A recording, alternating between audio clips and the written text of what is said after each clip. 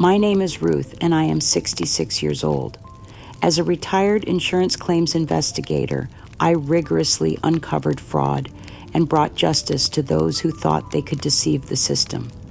I meticulously managed my finances, never spending beyond my means. I raised my daughter Sarah as a single mother after my husband, Arthur's sudden passing, instilling in her a strong moral compass. I trusted Sarah's judgment in choosing a husband, Derek, believing him to be a good man who had married into our honest family. Then Derek, my son-in-law, burdened by $300,000 in gambling debts, used my Social Security number to take out a $200,000 loan in my name. He secretly bought a $500,000 life insurance policy on me, naming himself beneficiary. He began replacing my blood pressure medication with poison with diuretics that left me disoriented and weak. "You're losing your mind," he sneered when I questioned my declining health. Sarah, my daughter, tragically blind to his true nature, defended him. "Mom, Derek's just worried about you. My life, my dignity, my very existence, all valued only for their monetary worth. I faced death by my own family's hand, feeling utterly discarded, dehumanized, profoundly alone.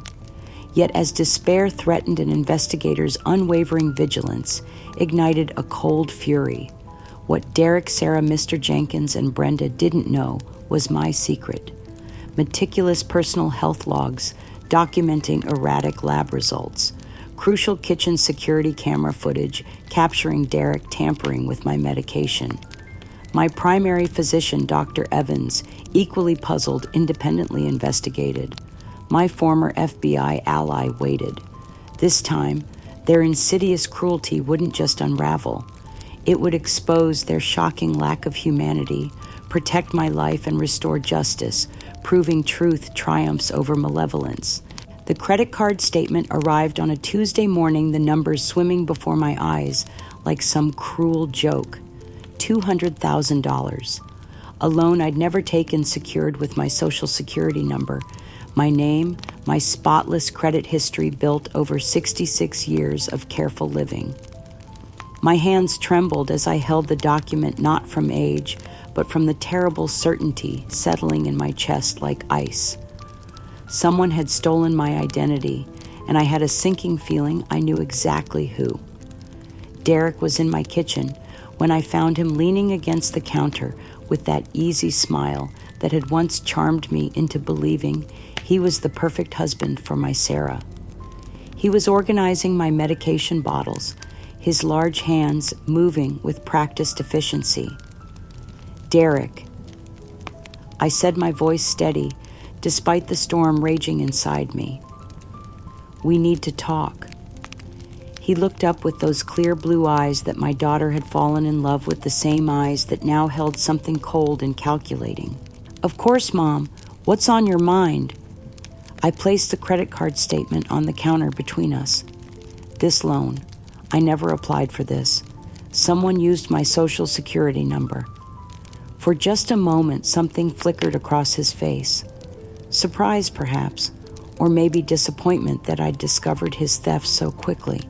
But then that charming smile returned wider than before. "Oh, that," he said, his voice dripping with false concern. "I was wondering when you'd notice. Sarah and I have been so worried about your memory lately. You applied for that loan 3 weeks ago, remember? You said you wanted to help us with our financial situation." The lie hit me like a physical blow. "Derek, I would never take out a loan like that. I'm a claims investigator. I know fraud when I see it." He moved closer, his voice dropping to a patronizing whisper. "Mom, you're not a claims investigator anymore. You're retired, remember? And honestly, we've all noticed some changes in you lately. Memory lapses, confusion about dates and events." Before I could respond, Sarah entered the kitchen, her face etched with worry. My beautiful daughter, the child I'd raised alone after Arthur's death, the woman I'd sacrificed everything to protect and nurture. She looked between Derek and me with obvious distress. "What's wrong?" she asked, her voice small and frightened. Derek's transformation was instant and masterful. His face crumpled with manufactured sorrow as he reached for Sarah's hand. "Your mother isn't looking well. Is she, honey? She's so fragile lately. I just hope her life insurance is in order. We should make sure she's comfortable in whatever time she has left." The words chilled me to the bone. Life insurance. Time she has left. He was speaking about me as if I were already dead, calculating the value of my death right in front of me. "Don't worry, Mom," he continued, his voice sickeningly sweet. "I'm making sure you're protected. That new medication, Doctor Evans prescribed is probably just a stronger dose. You're losing your mind if you think anything is wrong. You're just getting old, and that's perfectly natural." I stared at my medication bottles, suddenly seeing them with an investigator's eyes. The labels looked right, but something was off. The pills inside seemed different, slightly larger, a different shade. My professional instincts, honed over decades of detecting fraud, were screaming warnings I couldn't ignore. "Sarah," I said, desperately turning to my daughter, "you know me. You know my mind is sharp. I've been investigating fraud for 40 years. This loan isn't mine. Derek is lying about my memory. My health symptoms don't match my blood pressure diagnosis." Sarah's face crumpled with obvious pain. "Mom, Derek's just worried about you. You've been acting a bit paranoid lately about your health. You're getting older, and sometimes that comes with changes we don't want to accept." The betrayal cut deeper than Derek's lies. My own daughter, the child I'd protected from every truth that might hurt her, was choosing her husband's word over mine. She was dismissing my professional expertise, my lifetime of careful observation, my very sanity. But Derek wasn't finished with his assault on my credibility. Within days, his mother Brenda began making the rounds to our extended family and neighbors, her voice heavy with false concern. "Poor Ruth. I heard her telling my neighbor, Mrs. Peterson, over the fence. Her health is failing so fast. Such a burden on Derek, who's already struggling to pay off his $300,000 in business debts. He's such a good man, trying to care for someone who's becoming increasingly difficult." Business debts. The words confirmed what I'd already suspected. Derek's gambling problem wasn't just a personal failing. It was a financial catastrophe that threatened to destroy everything in its path, including me. Mr. Jenkins, the insurance agent Derek had introduced me to months earlier, sent a formal notice confirming a life insurance policy I'd never applied for. $500,000 with Derek as the sole beneficiary. The document arrived with a cheerful note. "Thank you for choosing our services during this difficult time. We're here to support your family's future financial security." Support my family's future financial security by betting on my death. Derek's control tightened around me like a noose. He began managing my medications personally, insisting that the new, stronger doses required careful monitoring. He screened my phone calls, claiming he needed to protect my privacy from people who might take advantage of my condition. "I'm just looking out for you, Mom," he'd say with that practiced smile. "Dr. Evans says these medications can cause confusion, and we want to make sure you don't accidentally say something that might worry people unnecessarily." Brenda, emboldened by her son's success in isolating me, began making subtle inquiries about my financial accounts. She'd drop by for coffee and casually mention how difficult it must be for me to manage my $400,000 in savings when I was feeling so poorly. "Maybe it would be easier if Derek handled your finances," she'd suggest with false kindness. "You know until you're feeling better. It's such a burden to worry about money when you're not well." My once vibrant social life withered under the weight of their campaign. Friends began calling less frequently, whether from Brenda's poisonous rumors or my own growing weakness from whatever Derek was putting in my medication. The isolation was as toxic as whatever poison was coursing through my veins. But even as my body weakened, my investigator's mind remained sharp. I began documenting everything: the changes in my medication, the timing of my symptoms, the financial documents that kept appearing in my name. Somewhere in this web of lies and manipulation was evidence that would expose Derek's plot. I just had to survive long enough to find it. The woman who had spent decades uncovering the truth for others now faced the fight of her life to uncover the truth about her own impending murder. But I was Ruth Harrison, and I hadn't spent 40 years investigating fraud to be defeated by an amateur criminal who happened to be married to my daughter. Derek had made one crucial mistake. He'd underestimated the woman he was trying to kill. As the days passed, Derek's psychological warfare intensified with the precision of a predator closing in for the kill.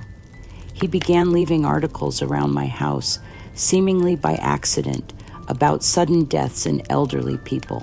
Headlines like "Unexpected Heart Failure Claims Local Senior" and "The Silent Killers: How Common Medications Can Turn Deadly" appeared on my kitchen counter, folded open to the most frightening passages.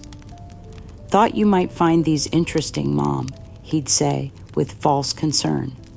It's amazing how fragile life becomes as we age. The human body just gives out sometimes without warning. He pushed for more medical tests with Dr. Evans' expensive procedures that my longtime physician seemed reluctant to order. Dr. Evans had known me for 15 years, had seen me through arthritis and high blood pressure, but never anything like the mysterious symptoms I was experiencing now. "Ruth," Dr. Evans said during one appointment, his brow furrowed with genuine confusion, "your blood work is showing some concerning irregularities. Your potassium levels are extremely low, which could explain the weakness and disorientation you've been experiencing, but it doesn't quite match the progression I'd expect with your blood pressure medication." Derek, who insisted on accompanying me to every appointment, leaned forward with practiced concern. "Doctor, we're just worried about her quality of life. How long do patients with these kinds of complications typically—" He let the question hang in the air like a death sentence, but Dr. Evans wasn't so easily manipulated. "Let's focus on getting to the bottom of what's causing these symptoms," he said firmly. "Ruth has always been one of my healthiest patients. This decline seems unusually rapid." Meanwhile, Brenda continued her campaign of public character assassination, discussing my supposed financial burden with anyone who would listen. At the grocery store, I overheard her telling the cashier, "Poor Derek is spending so much on Ruth's expensive care." Between her medical bills and the stress of her declining mental state, it's really taking a toll on the whole family. But it was my growing physical weakness that frightened me most. Despite my suspicions about Derek's manipulation of my medication, I couldn't deny that I was getting sicker by the day. My hands shook, my vision blurred, and climbing the stairs to my bedroom left me breathless and dizzy. It was during one of these increasingly difficult evenings that I forced myself to sit down with my personal health logs documents I'd been keeping meticulously since my first diagnosis of high blood pressure 5 years earlier. What I discovered made my blood run cold. For years, my blood pressure readings had been stable, controlled by a small white pill I took every morning. My potassium levels had always been normal, my kidney function excellent. But starting 3 months ago, everything had changed. My blood pressure was erratic, my potassium levels dangerously low, my overall health declining rapidly. 3 months ago, exactly when Derek had begun helping me organize my medications. With shaking hands, I examined my medication bottles under the bright kitchen light. The pills looked right at first glance, but when I compared them to photos I'd taken months earlier for my insurance records, the differences were subtle but unmistakable.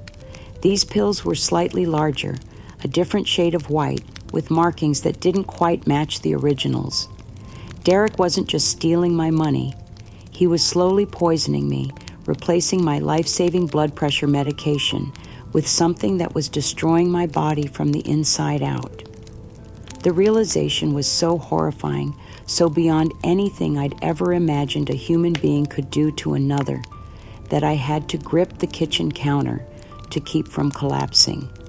My son-in-law, the man my daughter loved and trusted, was methodically murdering me for money. As the truth settled into my bones like ice, my mind drifted to another secret I'd carried for decades. Another truth I'd buried to protect the people I loved. Sarah didn't know the real reason her father had died so young, didn't understand the sacrifice I'd made to preserve her innocence and her father's memory. Arthur hadn't died of a sudden heart attack, as the official record stated. My beloved husband had been struggling with a devastating chronic illness that brought him excruciating pain and robbed him of hope. On that terrible night, 23 years ago, I'd found him in our garage, surrounded by the evidence of his desperate attempt to escape his suffering forever. Arthur had tried to take his own life, and in his pain-fogged state, he'd nearly succeeded. I'd arrived home from work to find him unconscious, the car still running the garage, filled with deadly fumes. If I'd been 10 minutes later, I would have lost him to his despair, but I'd saved him that night only to watch him die 3 days later in the hospital from the damage already done to his system. The doctors said it was heart failure, a consequence of the carbon monoxide poisoning, but I knew the truth. Arthur had given up, had chosen to leave us, rather than face another day of unbearable pain. To protect Sarah, who was only 15 and worshipped her father, I'd made a choice that haunted me still. I'd worked with a compromised physician, a man I'd once investigated for insurance fraud, who owed me a favor to falsify the death certificate. Instead of suicide, the official cause became sudden cardiac arrest, a tragic but blameless end that preserved Arthur's reputation and spared Sarah the knowledge that her father had tried to abandon her. I'd paid $50,000 from my savings to ensure the cover-up was complete, bribing the physician and the medical examiner to make sure no one would ever question the circumstances of Arthur's death. It was money I couldn't afford to lose, but Sarah's emotional well-being was worth any price. For 23 years, I'd carried that secret alone, watching Sarah remember her father as a hero who'd been taken too soon, never knowing that he'd chosen to leave. My sacrifice had given her peace, had allowed her to love Derek without the shadow of her father's despair, coloring her understanding of marriage and commitment. And now, as Derek slowly murdered me for insurance money, the irony was unbearable. The daughter I'd protected from one terrible truth was blind to another, choosing to believe her husband's lies rather than trust her mother's warnings. When I tried to reach out to Sarah to hint at the sacrifices I'd made for her without revealing the full truth, her response was like a knife to my heart. "Mom, you're always playing the martyr," she snapped during one of our increasingly tense conversations. "Your past choices are your own business. Derek says you're trying to manipulate us with guilt, and honestly, I think he's right." Brenda, ever eager to pile on, added her own cruel assessment. "Honestly, Ruth, you're getting quite paranoid. We're worried about your mental health. You're just trying to twist history to make us look bad." Even my grandchildren, Ethan and Chloe, had been turned against me. These precious children whom I'd babysat and spoiled and loved unconditionally now looked at me with a mixture of pity and disdain. "Grandma's confused and kind of a burden," I heard Chloe whisper to her brother after one family dinner where I'd barely been able to stay awake through the meal. The final insult came when Derek, through Mr. Jenkins, who was now doubling as some kind of family medical consultant, presented me with his solution to my declining health: a luxury hospice facility that cost $10,000 per week, where I could pass peacefully without burdening the family any longer. "Think of it as a gift to yourself, Mom," Derek said with that sickeningly sweet smile. "You've worked so hard your whole life. You deserve to rest now to let other people take care of you. And Sarah won't have to watch you deteriorate." The message was clear: go quietly to the place where I would die, and die quickly so the insurance money could be collected. Make it easy for them to profit from my murder. But Derek had miscalculated. The woman he was trying to kill wasn't just some confused elderly victim. I was Ruth Harrison, an insurance claims investigator who'd spent 40 years catching people exactly like him. And despite the poison coursing through my veins, despite the betrayal of my own daughter, despite the isolation and fear and physical weakness, my mind remained sharp enough to recognize the truth. Derek was trying to murder me, but he'd made the mistake of underestimating his victim. Now it was time to turn the tables on him, to use every skill I'd learned in 4 decades of investigation to expose his plot and save my own life. The hunter was about to become the hunted. The morning they came for me, I was in my bedroom, carefully hiding my health logs and medication samples in a place Derek would never think to look. I'd been documenting everything: the changes in my pills, the timing of my symptoms, the financial documents that kept appearing in my name. My investigator's training had kicked in, overriding my fear with methodical preparation for the fight of my life. I heard the cars in my driveway before I saw them: Derek's SUV, followed by a van from Peaceful Meadows Hospice Care, the facility he'd chosen as my final destination. Through my bedroom window, I watched him emerge from his vehicle with the confidence of a man who believed he'd already won. Sarah was with him, her face pale but resolute. Behind them came Mr. Jenkins, the corrupt insurance agent who'd been helping orchestrate my financial destruction, now carrying a clipboard and wearing the false authority of a medical consultant. 2 hospice workers in scrubs completed the invasion force that had come to remove me from my home. Ruth, Derek called from downstairs, his voice ringing with false cheer. "We're here to help you transition to your new living situation.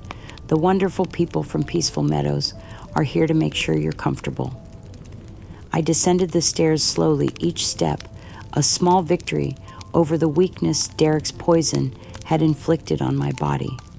In my living room, I saw boxes already being filled with my possessions, my lifetime of memories being sorted and discarded by strangers who had no understanding of their value. My fraud investigation files, decades of meticulous work that had brought justice to countless victims, were being carelessly shoved into cardboard containers. My personal journals, filled with thoughts and memories of Arthur and Sarah's childhood, were treated like worthless clutter to be stored away and forgotten. "Please," I said, my voice breaking despite my efforts to stay strong.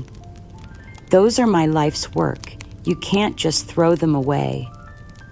One of the hospice workers, a young woman with kind eyes who seemed uncomfortable with the situation, paused in her packing. "Ma'am, these are just going to storage. Your family will make sure they're safe."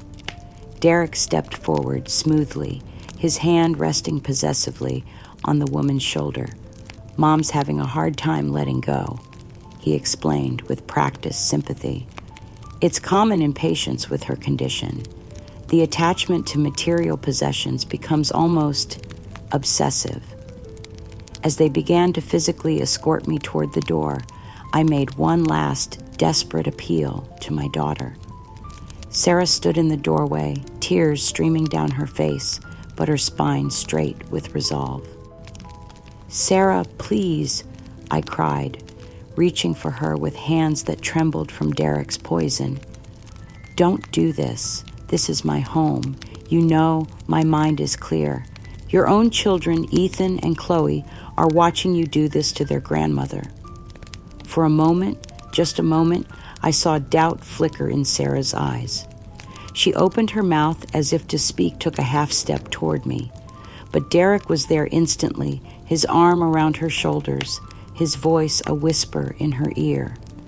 "Remember what Dr. Evans said about her delusions," he murmured just loud enough for me to hear. "The medication changes can make patients paranoid aggressive. This is the kindest thing we can do for her." Sarah's face crumpled, but she stepped back, allowing the hospice workers to guide me toward the door. In that agonizing moment, I understood that my daughter wasn't just complicit in this betrayal. She genuinely believed she was saving me from myself. Derek had poisoned not just my body, but my daughter's mind, turning my own child into a weapon against me. As they loaded me into the hospice van, Derek's mask slipped one final time. He leaned close to my ear, his breath hot against my cheek, and whispered the words that confirmed my worst fears. "Consider this closed, Mom. You lose. Don't contact us again. Ever. You're causing too much trouble with your accusations, and frankly, the sooner this is over, the better for everyone."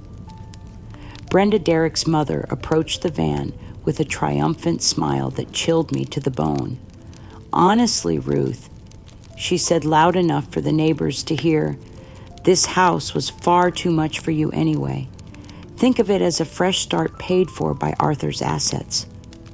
But the cruelest blow came from my grandson Ethan, now 16 and tall like his father. He looked at me with eyes that held no love, no recognition of the grandmother who had once been his favorite playmate. "Grandma, you're crazy," he said, his voice flat and emotionless. "Why don't you just die already?" The words hit me like physical blows, witnessed by neighbors who had known me for decades. Mrs.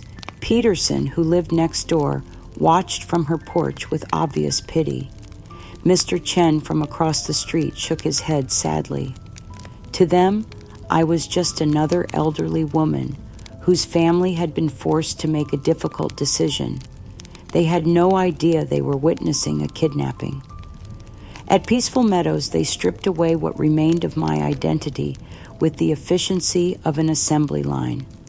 My personal belongings were lost during processing. My cell phone was confiscated for my safety. My identification credit cards and house keys disappeared into a locked drawer that I would never be allowed to access.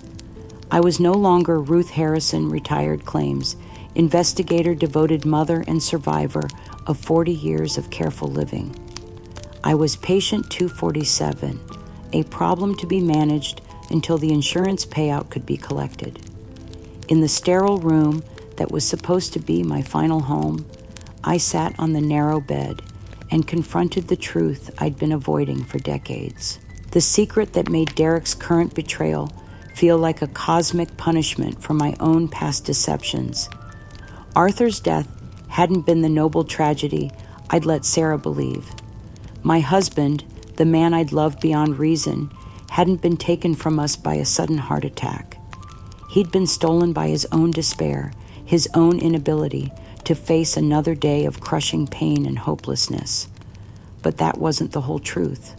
The secret I'd never told anyone, not even the compromised physician who'd helped me falsify the death certificate, was that Arthur hadn't been alone in his despair that night. I'd found him in the garage, yes, unconscious, from carbon monoxide poisoning. But I'd also found the note he'd left for me, the confession that explained everything Arthur had been embezzling money from his employer for months, trying to cover gambling debts that had spiraled completely out of control. He owed nearly $200,000 to dangerous people money we didn't have and could never hope to repay. I can't live with what I've become, he'd written in his shaky handwriting. I can't face you knowing what a failure I am, what a liar I've been. The insurance will take care of you and Sarah. It's the only good thing I can do now. Arthur hadn't just tried to kill himself to escape his illness. He'd tried to kill himself to escape his shame, to transform his death into a financial benefit for the family he'd financially destroyed. The insurance payout from his accidental death would have covered his debts and left us comfortable. But I'd saved him that night, pulled him from the car, called the ambulance, destroyed his suicide note before the paramedics arrived. I'd thought I was saving the man I loved, giving him a chance to face his problems and find a way forward. Instead, I'd condemned him to 3 days of agony in the hospital, 3 days of knowing he'd failed even at dying before his damaged heart finally gave out. His last words to me, whispered through the oxygen mask, were an apology I'd never forgotten. Ruth, I'm sorry. I tried to fix it. I tried to take care of you.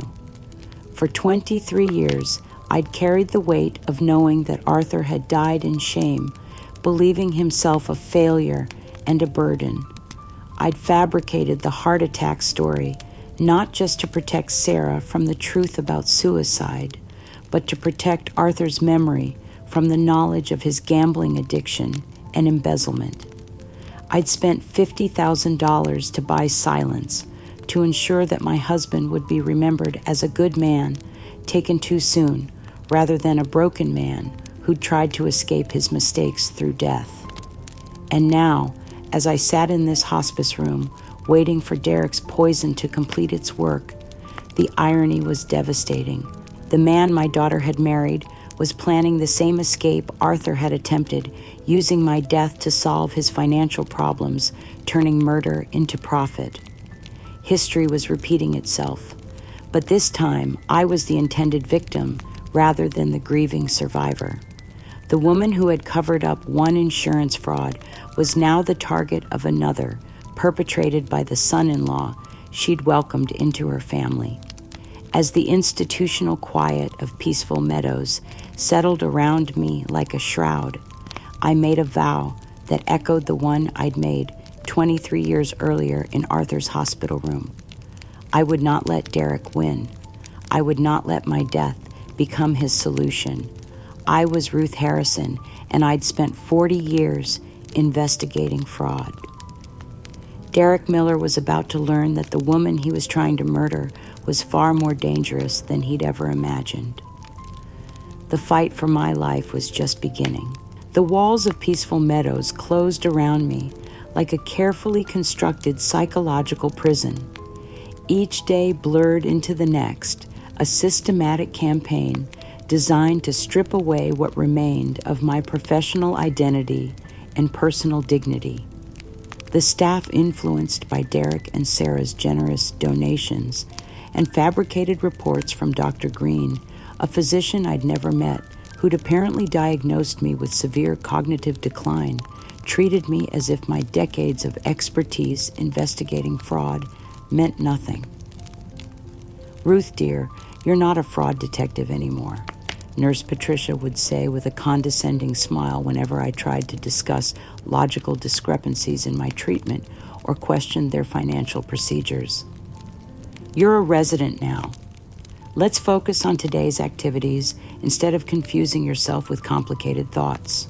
Like, when I attempted to examine financial statements or point out inconsistencies in my billing, they would gently take the documents away, claiming they were causing me agitation. My sharp intellect, the very thing that had defined me for 40 years of professional success, was constantly questioned and dismissed as delusions of grandeur. Mrs. Harrison thinks she used to investigate insurance fraud, I heard one aide whisper to another. Poor thing, the mind creates such elaborate fantasies when it starts to go. But I hadn't lost my mind. I could remember every case I'd solved, every fraudulent claim I'd exposed, every technique I'd used to uncover deception. Yet here in this sterile environment, my protests were met with pitying looks and sedatives that left me even more vulnerable to Derek's slow-acting poison. The most heartbreaking moments came during the supervised visits from my grandchildren. Derek and Sarah would bring Ethan and Chloe for short, carefully orchestrated encounters that felt more like performances than family visits. "Grandma, do you remember who I am?" Ethan would ask, his voice coached and artificial. At 15, he was becoming a young man, but his eyes held no warmth, no recognition of the grandmother who had once been his closest confidant. Chloe, now 13, and at that cruel age where children can be particularly cutting, would bring comfort items like adult coloring books and large print magazines, the kind meant for someone with severe dementia. "These are easier for you now, Grandma," she'd say, her voice dripping with false sympathy. "Mom says your brain doesn't work like it used to." The cruelest moment came when Ethan showed me a photo on his phone. It was him and Derek standing in front of my beloved home, both grinning as they held a bright red "sold" sign.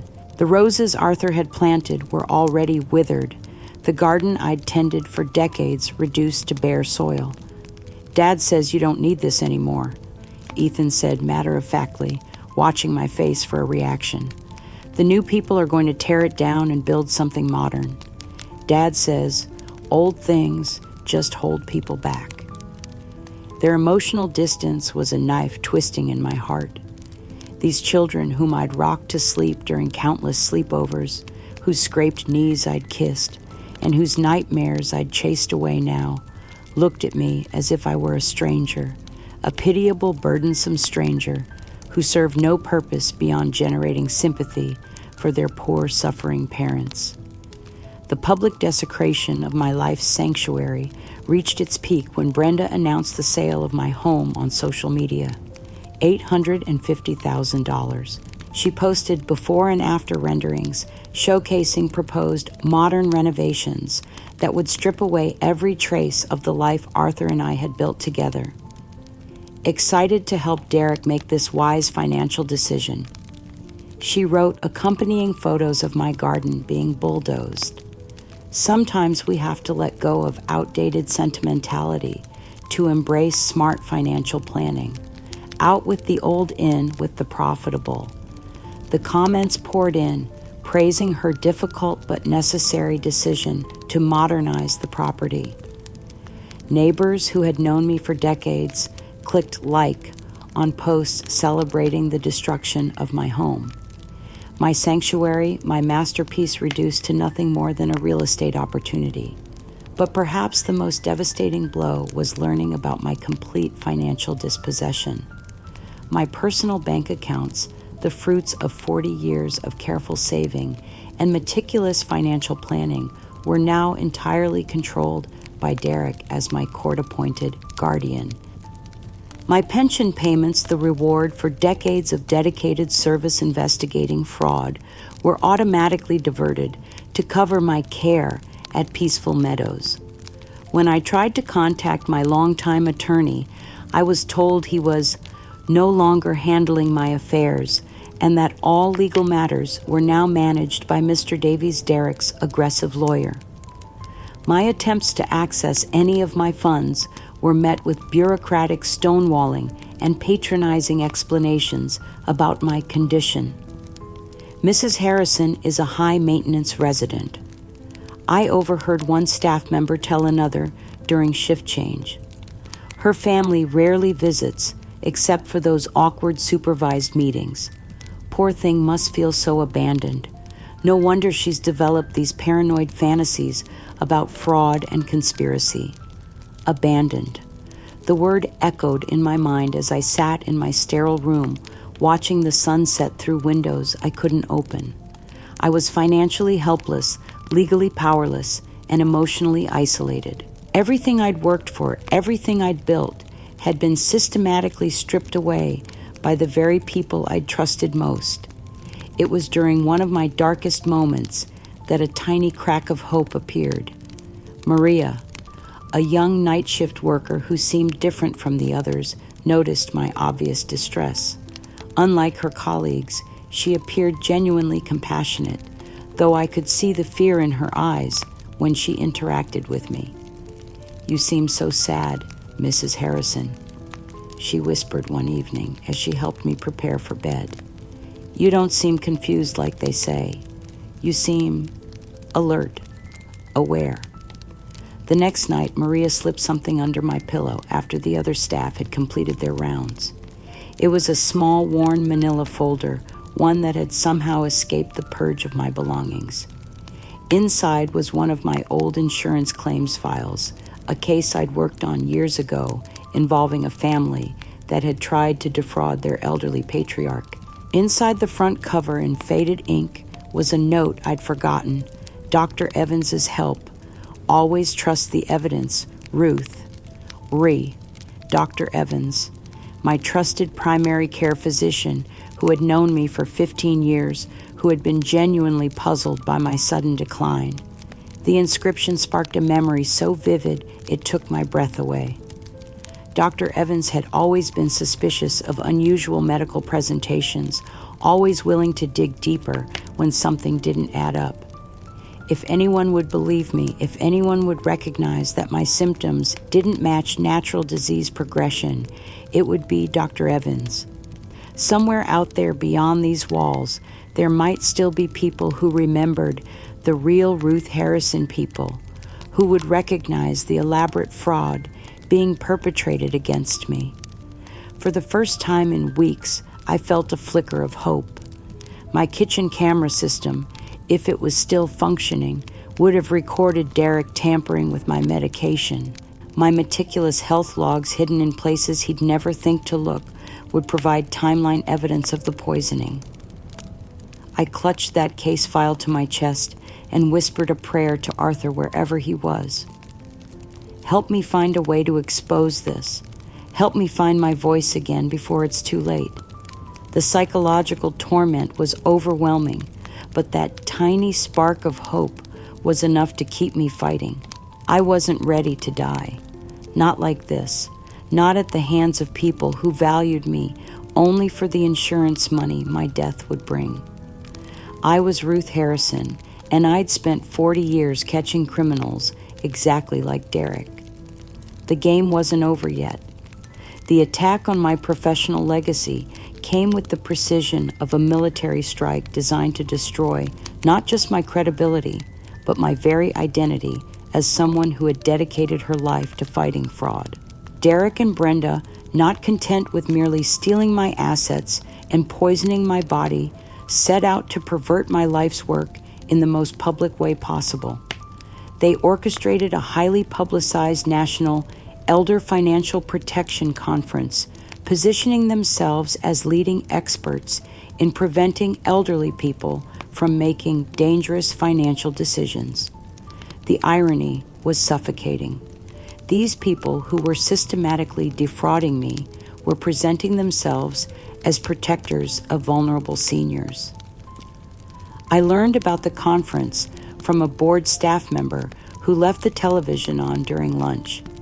There on the screen was Derek in an expensive suit, standing behind a podium with the confidence of someone who truly believed his own lies.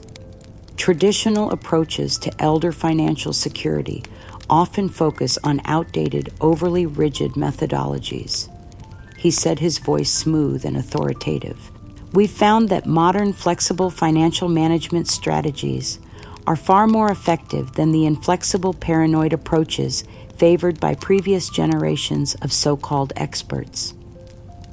My hands trembled as I watched him present a fabricated case study that was clearly based on my situation, though distorted beyond recognition. He spoke of an elderly woman who had become dangerously attached to old financial documents and investigation techniques, presenting my meticulous record-keeping as evidence of hoarding behavior and cognitive rigidity.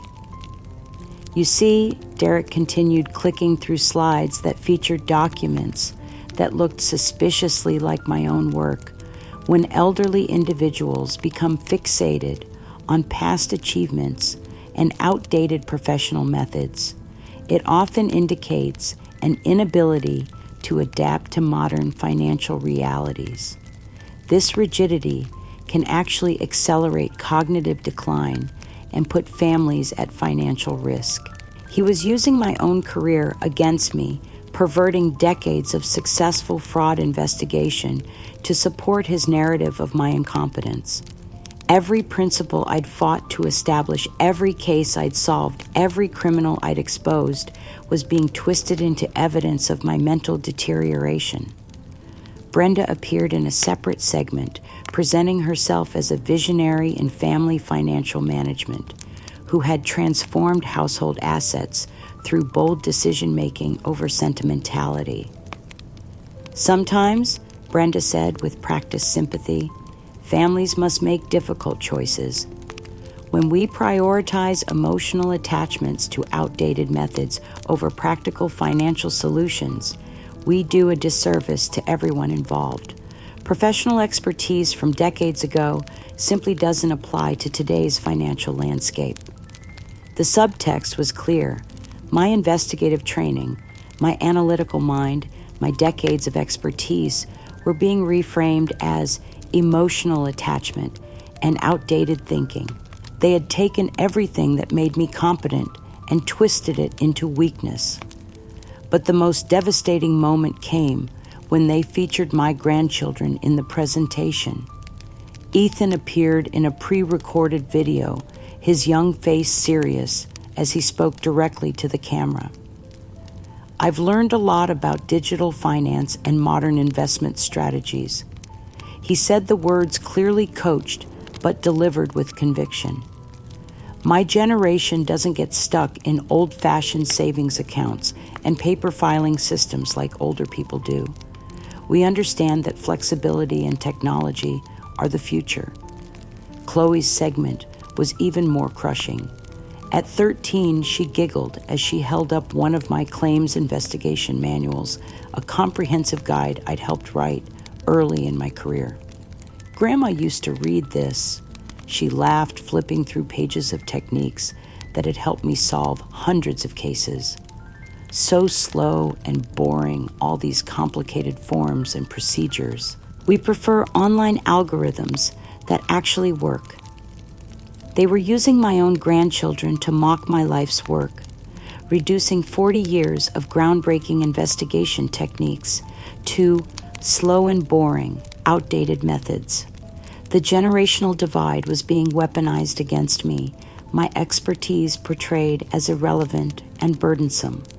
As I watched this public execution of my professional identity, I felt something break inside me.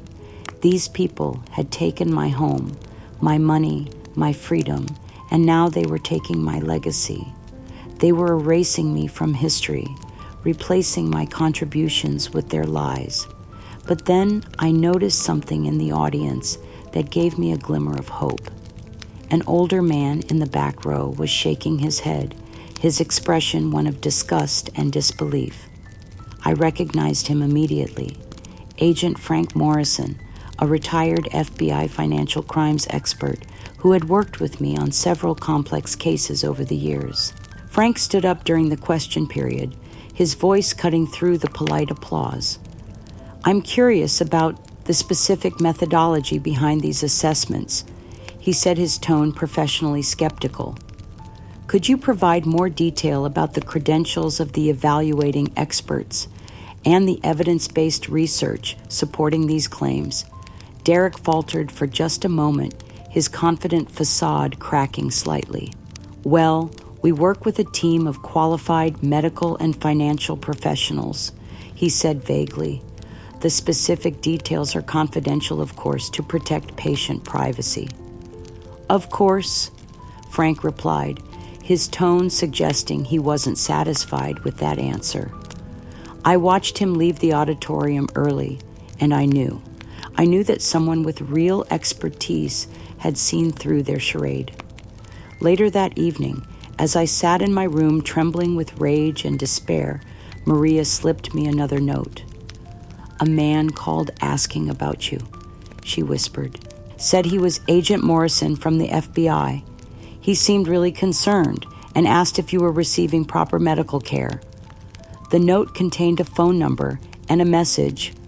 "Ruth, your case doesn't add up. Dr. Evans is asking questions too. Stay strong." For the first time since this nightmare began, I wasn't completely alone.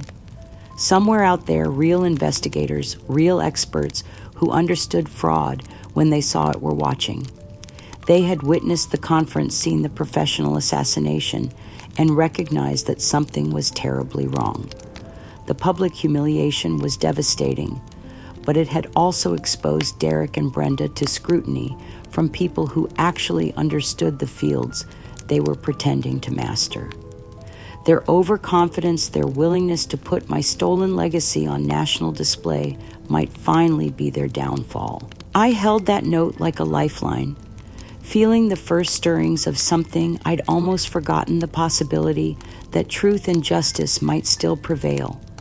My professional family, the community of investigators and experts who had respected my work, hadn't forgotten me. The fight was far from over. The final assault came with the brutality of a coordinated military campaign designed to leave me with absolutely nothing while enriching the very people who were slowly murdering me. Derek, emboldened by his success in controlling my assets and manipulating public opinion, launched an attack that would strip away the last vestiges of my financial security and reduce me to complete destitution. The lawsuit arrived on a Thursday morning, delivered by a stone-faced process server who treated me like the dangerous criminal Derek claimed I was. $2 million. They were suing me, their own family member, for emotional distress and damaging Derek's reputation due to my alleged harassment and financial mismanagement. The irony was breathtaking. They had stolen my home, my savings, my very identity, and now they were claiming I had damaged them. The legal document was thick with accusations that I had systematically manipulated my daughter through false claims of mental competence, that I had weaponized my professional credentials to evade necessary medical intervention, and that my erratic behavior had caused them severe psychological trauma. Each word was a knife twisting in an already mortal wound. They had transformed my desperate attempts to expose their fraud into evidence of my instability. My fight for survival had become proof of my delusion, but they weren't finished. Derek contacted my former insurance company and retirement fund administrators, presenting himself as a concerned guardian, worried about his mother-in-law's declining mental state. He filed formal complaints alleging gross misconduct related to my past investigations, claiming I had shown early signs of cognitive impairment, even during my active career. The insurance company, seeking to protect itself from potential liability, immediately launched an investigation into my competency and began procedures to revoke my pension. 40 years of dedicated service of solving complex fraud cases, of bringing justice to victims, reduced to a bureaucratic checkbox marked incompetent. The mounting legal fees were impossible to manage when I had no access to my own funds. Mr. Davies, their lawyer, made sure every procedure was as expensive and complex as possible, bleeding away what little remained of my resources through endless motions and hearings I wasn't even allowed to attend. The eviction notice from Peaceful Meadows came with deliberate precision, timed for maximum humiliation. Brenda had made sure local media would be present, framing my forced removal as a tragic example of what happens when families enable destructive behavior. I watched from my window as news vans lined up outside the facility, cameras ready to capture my descent into homelessness. The reporters spoke in hushed, sympathetic tones about the elderly woman who had exhausted her family's resources and was now facing the consequences of her financial mismanagement. There I was on the evening news, my few remaining belongings stuffed into garbage bags, being led away from the only shelter I could afford. The woman who had once solved million-dollar fraud cases was now a cautionary tale about the dangers of untreated paranoid delusions. Sarah appeared on camera, her face a mask of practiced sorrow. "We tried everything," she said, her voice breaking with manufactured emotion. But at some point you have to accept that enabling destructive behavior isn't helping anyone. She needs professional help that we simply can't provide. Brenda posted on social media about her busy schedule and how some people just create unnecessary drama wherever they go. The implication was clear. I was nothing more than an inconvenience, a problem they had solved by cutting me out of their lives entirely. But the cruelest twist came when Brenda unveiled her latest purchase, a massive custom-built financial analysis center for Derek's consulting startup, funded entirely by my stolen savings and the proceeds from my home sale. She dedicated it publicly to Derek, praising his innovative approach to family asset management. The photos were everywhere, splashed across local newspapers and social media. Derek and Brenda posing with a giant ribbon, my grandchildren smiling proudly beside a state-of-the-art facility built with my life savings. My legacy transformed into their monument to successful theft. This center represents the future of family financial planning, Brenda announced at the grand opening. We're moving beyond outdated emotion-based decision-making and embracing data-driven strategies. Sometimes you have to let go of the past to build something meaningful. Let go of the past. As if my decades of honest work, my contributions to fighting fraud, were nothing more than outdated sentiment to be discarded.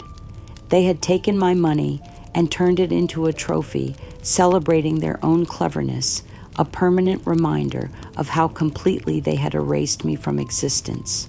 The stress of losing everything, of watching my life's work perverted and my love weaponized against me, finally overwhelmed my poisoned body. The heart attack came suddenly, a crushing pain that felt like my chest was being torn apart from the inside. As the world went dark around me, I wondered if this was Derek's plan all along, to push me beyond the breaking point so the insurance money could finally be collected. But even as consciousness faded, my mind held on to fragments of memory, pieces of a puzzle I'd been too overwhelmed to solve. Somewhere in the darkness, I remembered a case I'd investigated decades ago, a family fraud scheme that had followed the exact same pattern Derek was using against me. The husband had slowly poisoned his wife while convincing their children she was mentally ill. He'd manipulated their finances, stolen her assets, even taken out life insurance policies without her knowledge.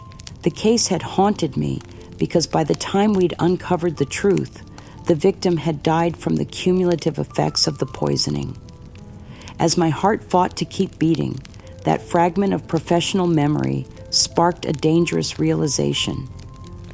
Derek wasn't just improvising his scheme. He was following a proven playbook, one I'd seen before. The question was whether I'd live long enough to expose him the way I'd exposed that long-ago criminal. The pattern was clear now, if only I could survive to prove it. Recovery was slow and agonizing, my body rebuilding itself cell by cell, while my mind raced with the terrible clarity that had emerged from my brush with death.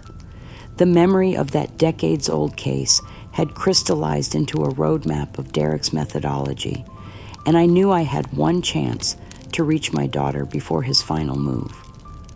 From my hospital bed, weak but determined, I knew this might be my last opportunity to save not just my own life, but Sarah's soul. With the help of Maria, who had been reassigned to the hospital's geriatric ward and was the only person who still treated me with human dignity, I recorded a video message that contained everything. "Sarah," I said, looking directly into the camera, my voice hoarse but steady. "I need you to listen to me, really listen, without Derek whispering in your ear. I have proof of what he's doing to me, and I need you to see it before it's too late." I played the audio recordings from my kitchen camera system, Derek's voice filling the small hospital room with his casual discussions of my death and the insurance money it would bring. I showed the medication bottles I'd hidden the evidence of tampering that any pharmacist could verify. I detailed the timeline of my decline, how it perfectly matched Derek's increased access to my medication. But more importantly, I spoke directly to my daughter about the man she'd married. "Derek has a gambling addiction, Sarah. $300,000 in debt that he's trying to pay off with my death. I know you love him, but the man you married is slowly murdering your mother for money. Please, I'm begging you, take this evidence to Dr. Evans. Let him examine the medication. Let him see what Derek has been doing to me." I spoke about my love for her, about the sacrifices I'd made to protect her from painful truths, about how my silence regarding her father's real cause of death had been meant to preserve her peace of mind, not to manipulate her. "I've spent my whole life fighting fraud, Sarah. I know what it looks like. I know how it works. And I know that Derek is following a pattern I've seen before. Please don't let him finish what he started. Please don't let my death be the price of his freedom from debt." The video was 18 minutes of raw truth, documented evidence, and a mother's desperate plea for her daughter to choose love over manipulation, truth over comfortable lies. Maria promised to deliver it directly to Sarah, bypassing Derek entirely. We planned it carefully, timing the delivery for when Derek would be at his new financial center, when Sarah would be alone with her conscience and the evidence of her husband's crimes. But Derek's network of informants was more extensive than we'd realized. Within hours of Maria sending the message, Brenda had intercepted it through her contacts at the hospital. I learned later that she'd been paying certain staff members to monitor all my communications, ensuring she stayed one step ahead of any attempts to reach my daughter. What happened next was a masterpiece of digital manipulation that left me speechless with horror. Brenda took my raw emotional plea and transformed it into a weapon against me. Using sophisticated editing software, she altered the audio splicing sentences together, adding ominous background noise and adjusting the tone to make me sound paranoid and delusional. The recordings of Derek discussing my death were dismissed as obvious audio hallucinations, while my appeals to Sarah's conscience were reframed as manipulative guilt tactics and delusional rambling. My professional insights about Derek's pattern of behavior became evidence of paranoid conspiracy theories and attempts to weaponize past traumas. She sold this heavily doctored video to a prominent national gossip news channel, framing it as an exclusive look into the tragic mental breakdown of a former insurance investigator. The segment aired with dramatic music and sensational headlines, "Dying Woman's Desperate Delusions," and "When Dementia Turns Victims into Aggressors." The impact was immediate and devastating. My genuine suffering, my documented evidence of Derek's fraud, was transformed into proof of my instability. The audio recordings that should have exposed Derek's plot were presented as elaborate fabrications created by a paranoid, delusional woman who was terrorizing her own family. Within 24 hours, Sarah appeared on national television, flanked by Derek and Brenda, speaking in careful, rehearsed tones about her beloved mother's tragic decline. It breaks my heart to see her like this, Sarah said, her voice thick with manufactured emotion. The mother I knew, the brilliant investigator who raised me that person, is gone. What we're dealing with now is a very sick woman who's lashing out at the people trying to help her. She brought Ethan onto camera for maximum emotional impact, my 15-year-old grandson, coached to perfection as he looked directly into the lens with practiced concern. I just want my grandma to get the help she needs.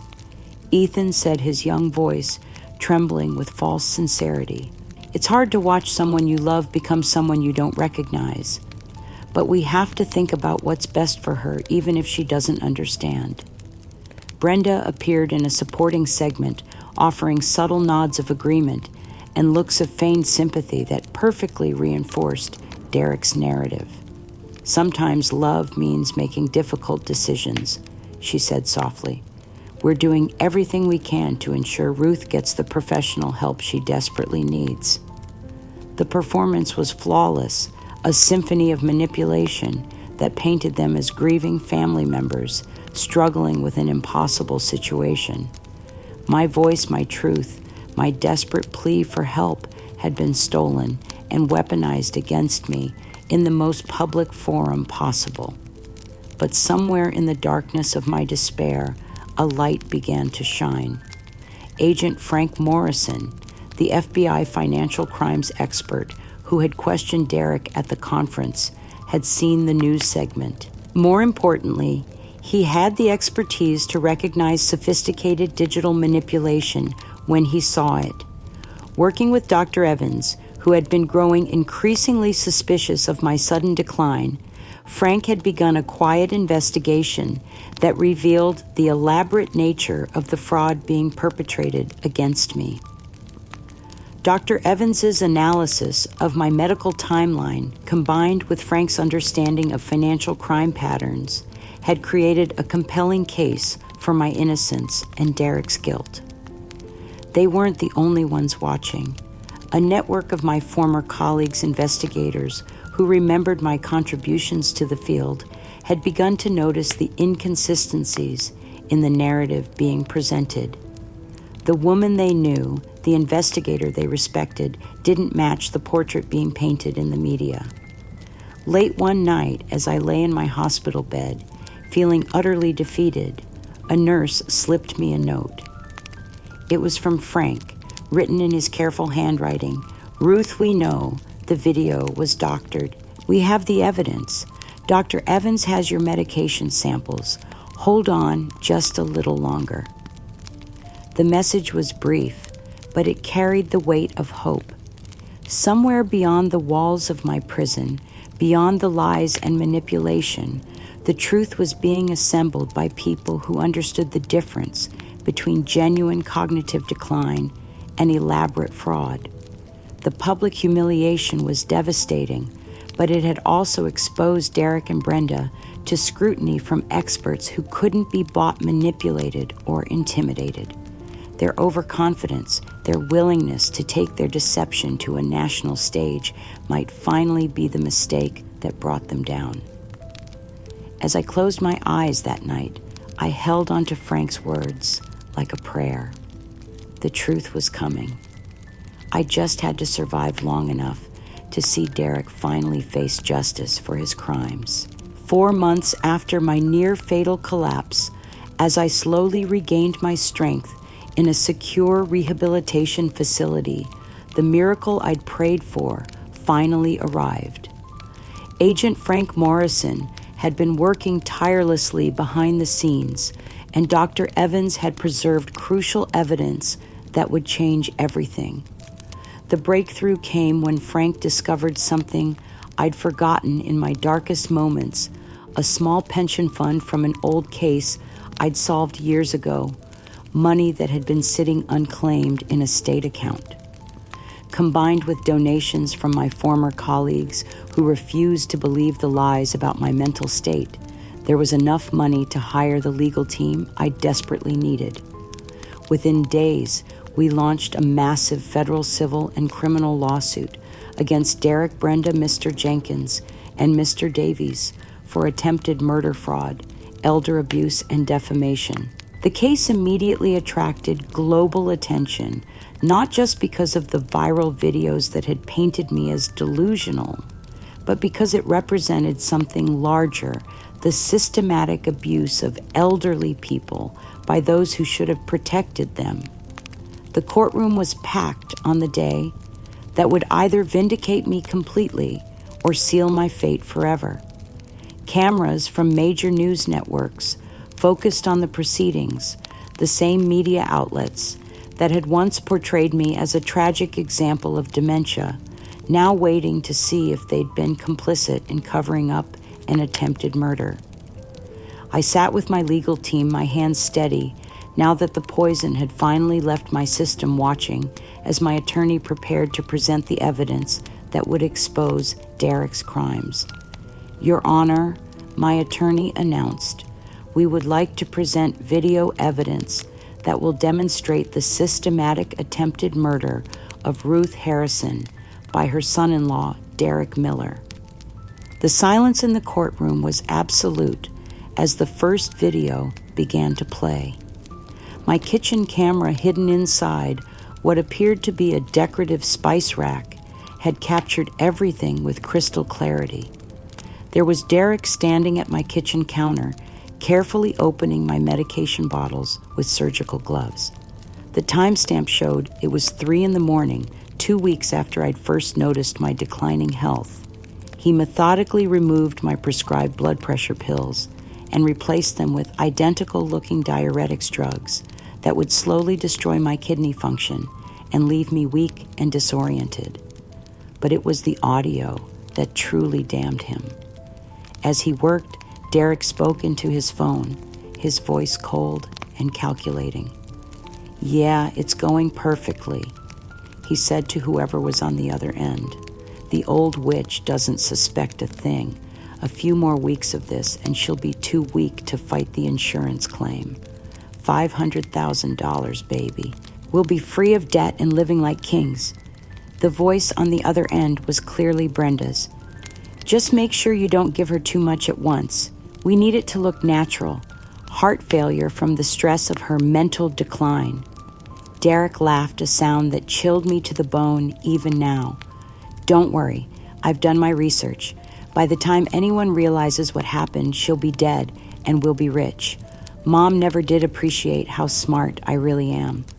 The audio continued capturing their detailed plans for my death, their discussions of how to manipulate Sarah, their casual dismissal of my life as nothing more than an obstacle to their financial freedom. Every word they'd spoken in what they thought was privacy was now being broadcast to the world. I watched the jury's faces change as they listened, horror and disgust replacing any sympathy they might have felt for Derek. These weren't the actions of a concerned family member making difficult decisions. These were the calculated moves of a cold-blooded killer. When Mr. Jenkins was called to testify, the broken man who took the stand bore little resemblance to the confident insurance agent who had helped orchestrate the fraudulent policy. Confronted with the undeniable video evidence of his complicity, he crumbled completely. "They offered me $50,000 in commission," he whispered, his voice barely audible.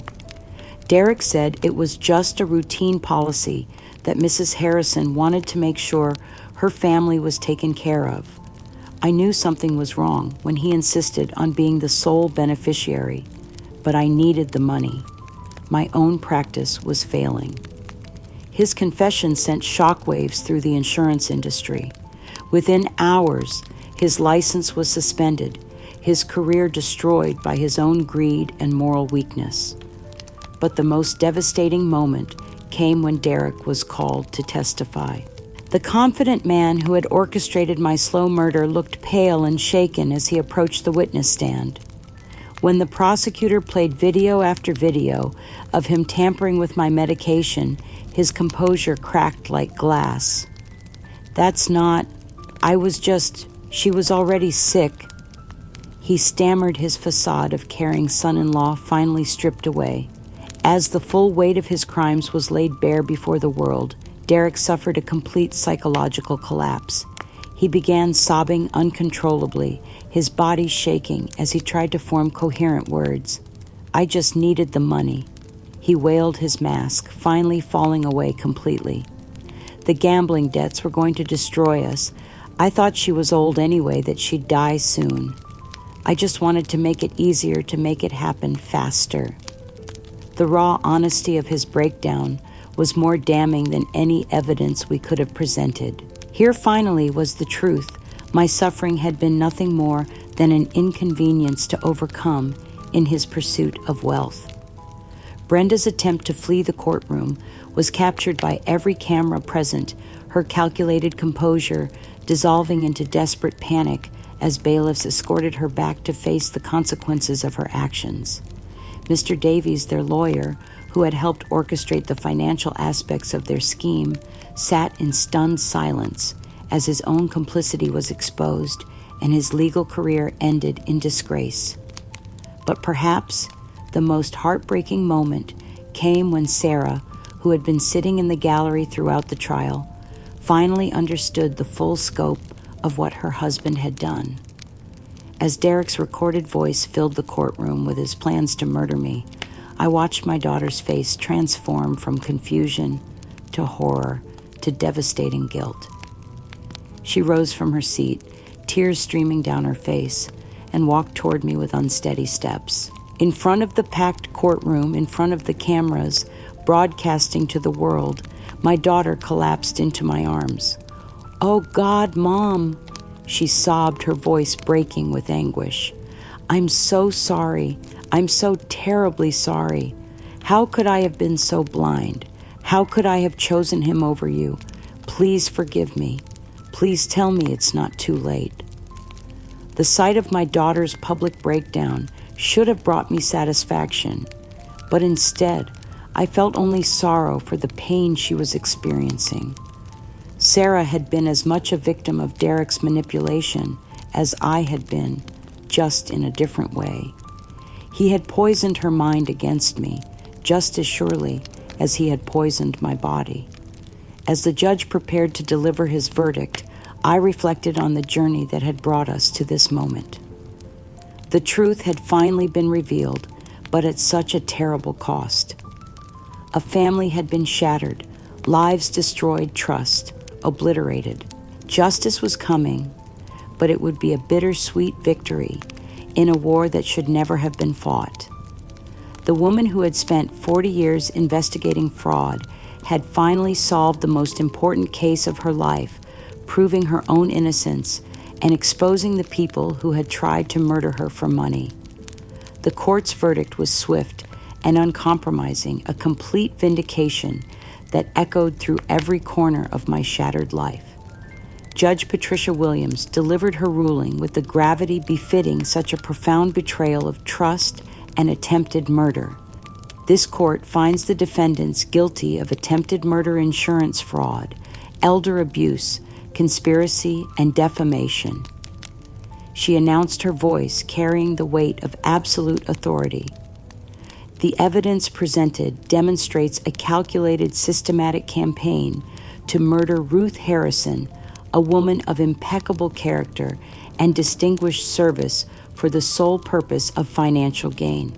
Derek received a sentence of 15 to 20 years in federal prison for attempted murder, along with full financial restitution for every penny he'd stolen and every dollar spent fighting his crimes.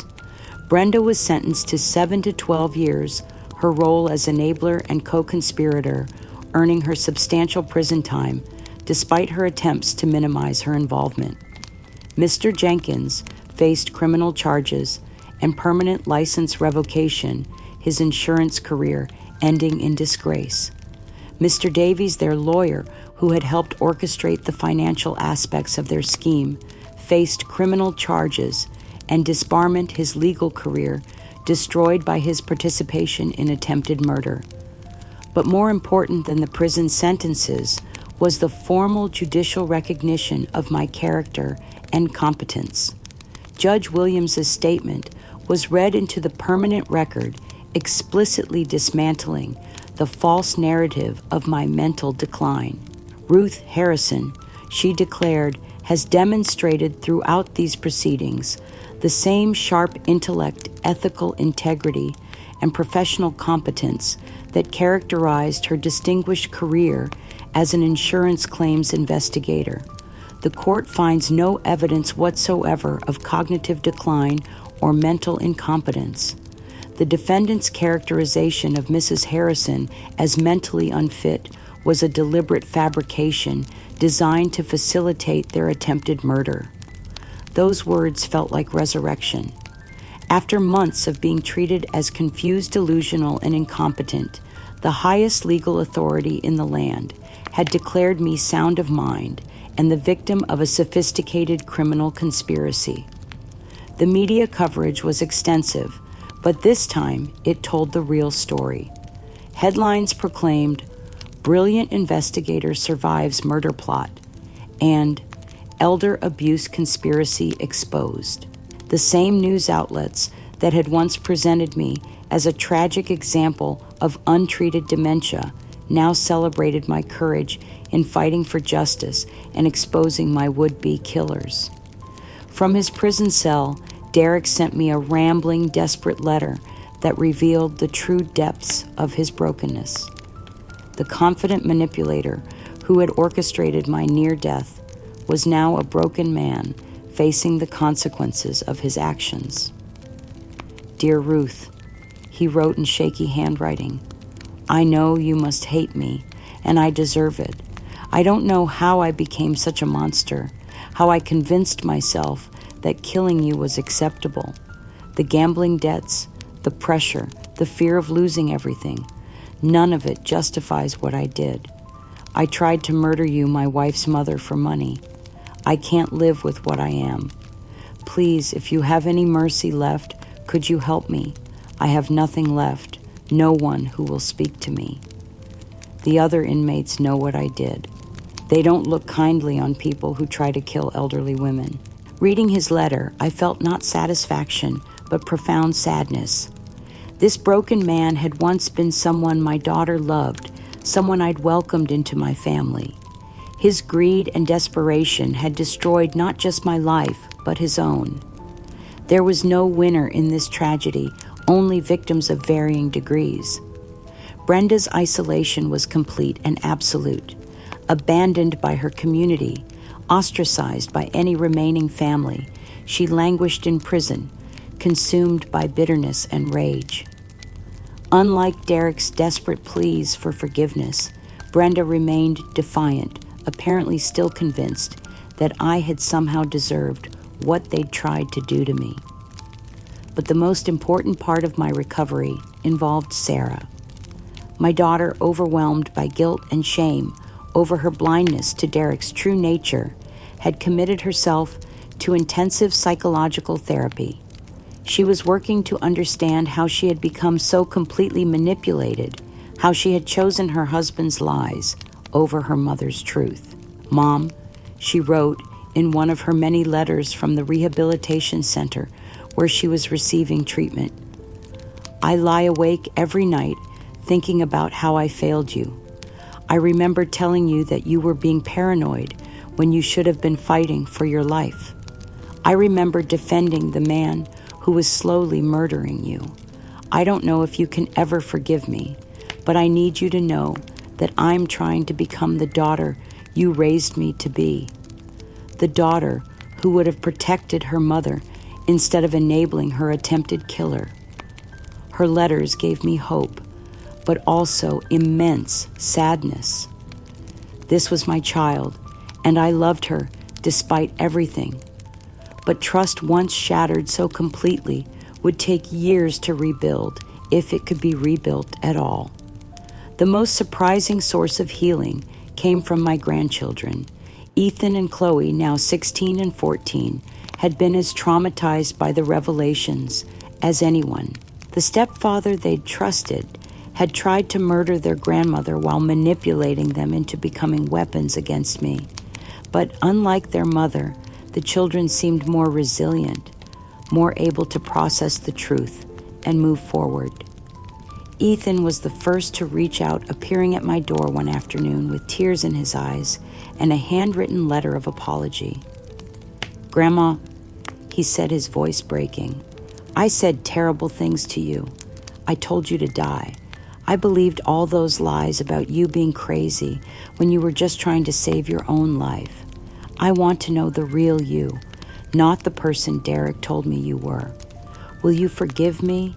Will you teach me to be better?"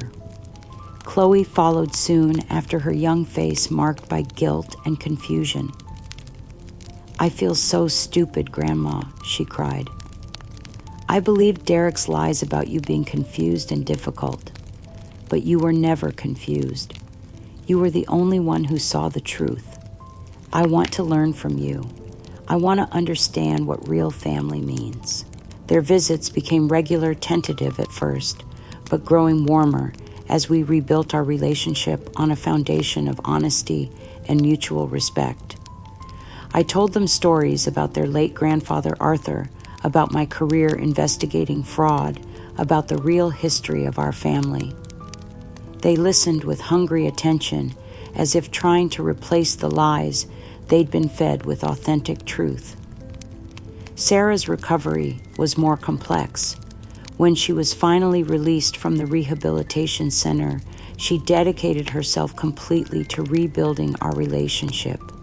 She became my steadfast advocate and companion, demonstrating through actions, rather than words, her genuine remorse and commitment to healing.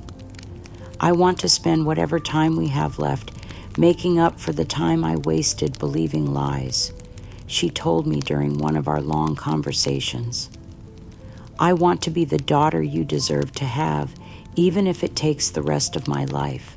The legal victory was complete, my assets restored, my reputation vindicated.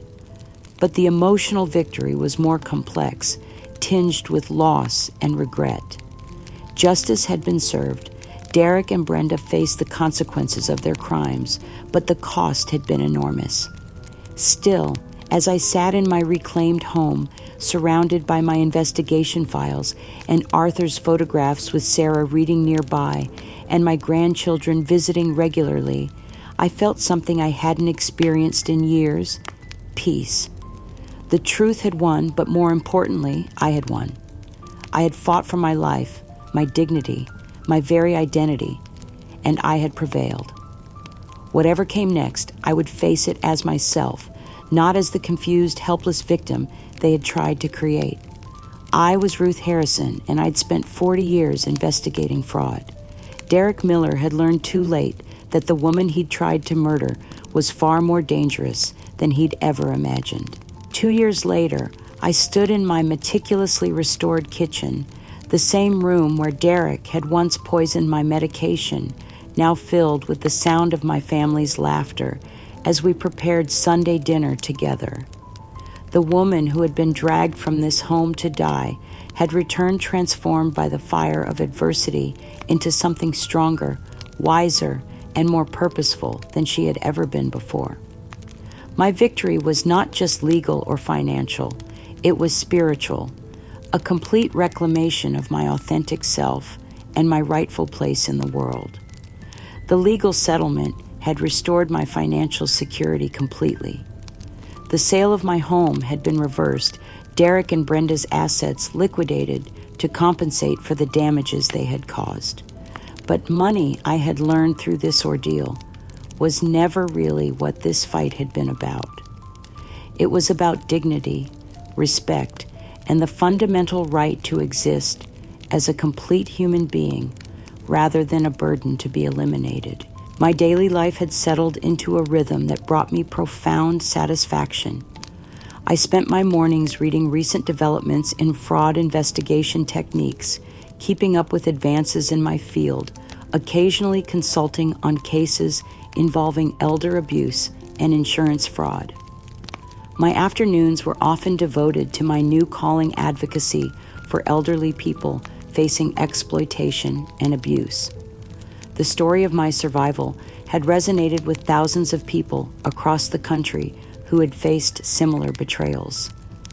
I received letters daily from elderly people whose family members had attempted to manipulate or harm them, seeking advice, support, and hope.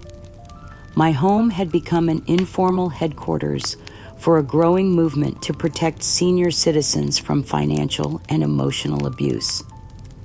Mrs. Harrison, one letter read, "Your story gave me the courage to fight my stepson's attempts to have me declared incompetent so he could steal my house. Thanks to your example, I hired my own lawyer and exposed his lies.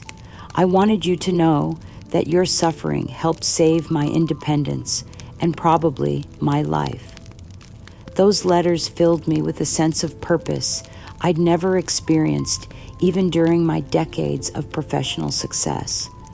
My pain had been transformed into a source of strength for others, my trauma alchemized into wisdom that could prevent similar tragedies.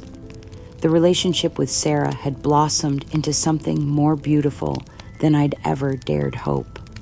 My daughter's genuine remorse and dedicated effort to rebuild our bond had created an authentic, loving relationship based on truth rather than obligation. Sarah had become my steadfast companion and advocate, demonstrating through daily actions her commitment to being the daughter I'd always needed. We enjoyed long conversations, shared meals, and the simple pleasure of each other's company without the shadow of Derek's manipulation poisoning our interactions. Mom, Sarah often told me, "I want to spend every day proving that I'm worthy of your love and forgiveness. I want to be the kind of daughter who protects and cherishes her mother, not one who enables people who try to harm her." Our relationship was now built on a foundation of honest communication and mutual respect that made it stronger than it had ever been before the betrayal. My grandchildren had also flourished in the aftermath of their traumatic awakening to the truth. Ethan and Chloe, through ongoing therapy and our rebuilt relationship, had become young people who valued honesty over convenience, courage over conformity. They visited regularly, eager to learn about their family's real history and to understand the woman they had been taught to dismiss. Grandma Chloe said during one of our Sunday dinners, "Will you tell us about your most interesting fraud case? I want to understand how you learned to see through people's lies. And tell us more about what Grandpa Arthur was really like," Ethan added. "I want to know the truth about our family, not the stories Derek made up." These conversations, honest and open in a way our previous interactions had never been, represented the best possible outcome of our family's ordeal. My grandchildren were learning to value truth over manipulation, integrity over expedience. Even Derek's situation, while tragic, served a purpose in my transformed life. He continued his difficult journey from prison, sending me regular letters detailing his progress in therapy and his growing understanding of the magnitude of his crimes. Ruth, he wrote in his most recent letter, "I'm learning things about myself that I never wanted to face. The therapist says I've spent my whole life avoiding responsibility, blaming others for my problems, instead of confronting my own failures. I turned you into a symbol of everything I hated about my own weakness, and I tried to destroy you rather than fix myself. I may never be able to make up for what I did, but I'm committed to becoming someone who would never harm another person the way I harmed you." His letters brought both pain and a strange kind of peace. The man who had tried to murder me was gone, replaced by someone who was finally confronting the truth about himself. Perhaps in time, there could be some form of forgiveness or understanding, but for now it was enough that he was no longer a threat to anyone. My greatest satisfaction came from my work with other elder abuse survivors. I had written a memoir detailing my experience, which had become required reading in law enforcement and social work programs across the country. The book's success had led to speaking engagements, media appearances, and consulting work with organizations dedicated to protecting elderly people from exploitation. The Silent Poison, as I had titled my book, had struck a nerve in American society. It exposed the vulnerability of elderly people to manipulation by those they trusted most and provided a roadmap for recognition, resistance, and recovery. The response had been overwhelming, with readers sharing their own stories and finding strength in knowing they were not alone. My support group had grown into a national network of survivors and advocates, people who understood that elder abuse was not a private family matter, but a societal problem requiring collective action. We had successfully lobbied for stronger legal protections, better oversight of financial guardianships, and increased penalties for those who exploited vulnerable seniors.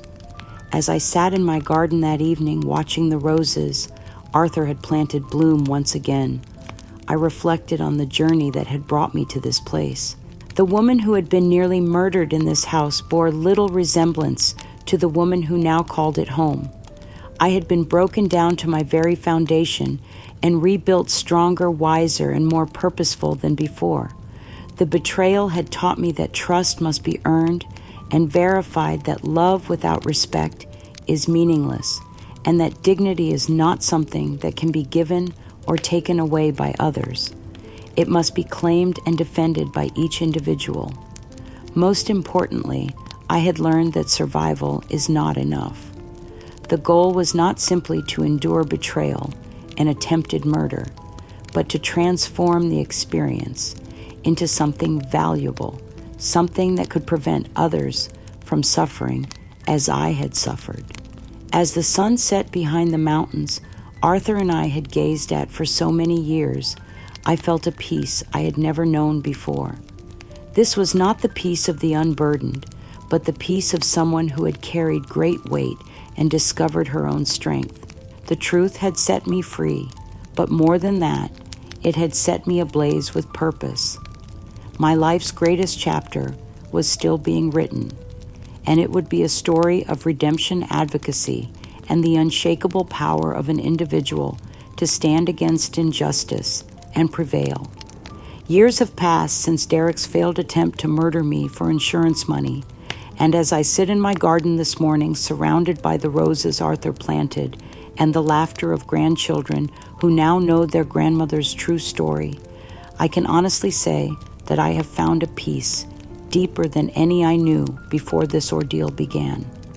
My home is once again my sanctuary, but it is more than that now. It has become a beacon for others who face similar battles, a place where truth is honored and dignity defended. The woman who was once nearly killed by poison, disguised as medicine, now serves as a national expert on elder abuse, prevention, her voice carrying weight precisely because she survived what so many others did not. The relationship with my daughter Sarah has become the greatest joy of my later years. Built now on honesty rather than sentiment, our bond is stronger than it ever was before Derek's betrayal. Sarah has proven through her actions that redemption is possible, that people can change when they confront the truth about themselves and commit to becoming better. My grandchildren have grown into remarkable young people who understand the difference between authentic love and manipulative control, who value truth over convenience, and who have learned that real family loyalty means protecting each other from harm, not enabling it. They carry forward the lessons of our family's ordeal, armed with wisdom that will serve them throughout their lives. The greatest lesson I learned through this nightmare is that our worth does not depend on others' recognition of it. Self-respect cannot be stolen. It can only be surrendered. I had allowed others to question my competence to determine my fate, to reduce my value to a dollar amount on an insurance policy. But in the end, the truth that mattered most was the truth I knew about myself, that I was a woman of intelligence, integrity, and strength, regardless of what others chose to believe. To those who hear my story and recognize their own struggles within it, I offer this: you are not alone. The manipulation you face, the gaslighting that makes you question your own reality, the financial exploitation that threatens your security, these are not uncommon experiences. They are symptoms of a society that too often views elderly people as burdens rather than treasures, as problems to be managed rather than individuals to be respected. But more than that, I want you to know that victory is possible. Truth has a power that no lie can overcome permanently. Justice may be delayed, but it will not be denied to those who fight for it with courage and persistence. Your voice matters. Your experience has value. Your life has meaning beyond what others assign to it. The authentic happiness I have found is not the simple contentment of an untroubled life, but the profound satisfaction of a life reclaimed through struggle, a spirit freed through confronting harsh truths, and a legacy secured not through what was given to me, but through what I chose to make of what was nearly taken from me. That is the gift hidden within even the cruelest betrayal, the opportunity to discover who you really are when everything else is stripped away, and the chance to build something beautiful from the ashes of what others tried to destroy.